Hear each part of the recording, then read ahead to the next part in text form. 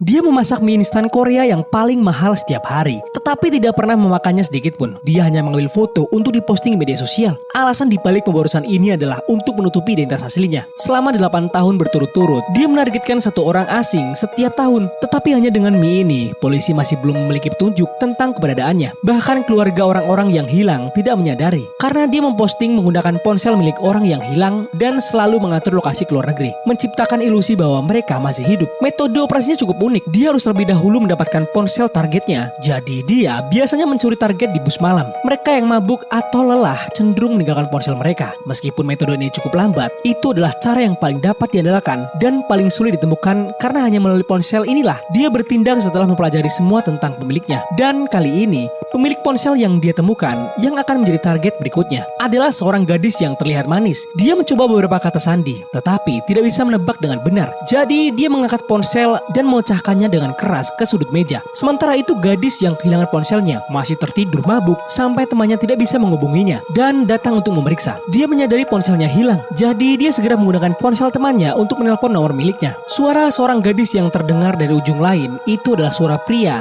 yang menggunakan aplikasi pengubah suara. Dia mengatakan bahwa dia menemukan ponsel itu di bus, tetapi secara tidak sengaja memecahkan layarnya. Dia berencana untuk membayar perbaikan, lalu memberitahukan alamat toko perbaikan kepada gadis itu, meminta gadis itu untuk mengambilnya sendiri. Ketika gadis yang tidak curiga itu tiba, dia menemukan bahwa itu adalah sebuah bangunan tua yang rusak dengan sedikit penghuni. Namun beruntung, ketika dia masuk ke toko perbaikan, dia langsung melihat ponselnya dengan layar memang pecah. Tukang reparasi itu mengeluarkan formulir informasi, meminta gadis itu untuk mengisikan sesuai petunjuk. Bagian yang paling penting adalah kata sandi ponsel. Pada saat itu, gadis itu tidak tahu bahwa tukang reparasi itu adalah orang yang menemukan ponselnya. Dia hanya ingin ponselnya segera diperbaiki dan segera mengisi semua informasi. Dengan semua informasi ini, pria itu mulai melakukan serangkaian operasinya. Pertama, dia membuka motherboard, mengganti kamera ponsel, lalu memasang layar baru, membuka kunci ponsel dengan kata sandi, dan dengan cepat menanamkan sebuah virus. Semua informasi dari ponsel gadis itu disinkronkan ke ponselnya sendiri. Gadis yang sama sekali tidak menyadari ini bahkan mengucapkan terima kasih kepadanya sebelum pergi. Tanpa dia ketahui, setiap gerakannya, apakah itu sedang ngobrol atau menelpon, bahkan apa yang sedang difoto oleh kamera melalui ponsel ini, sedang ditransmisikan ke perangkat pria itu. Setelah beberapa hari pengawasan, dia sudah mengetahui segalanya tentang gadis itu. Bahkan lebih mengerikan lagi, saat gadis itu tidur malam, dia mengendalikan ponselnya dari jarak jauh, memeriksa semua aplikasi dan pesan-pesannya. Sekarang, gadis yang ada di depannya itu setransparan lembar kertas kosong tanpa rahasia yang tersisa untuk disimpan. Setelah memperoleh semua informasi itu, pria itu mulai melaksanakan langkah selanjutnya. Ih, seru.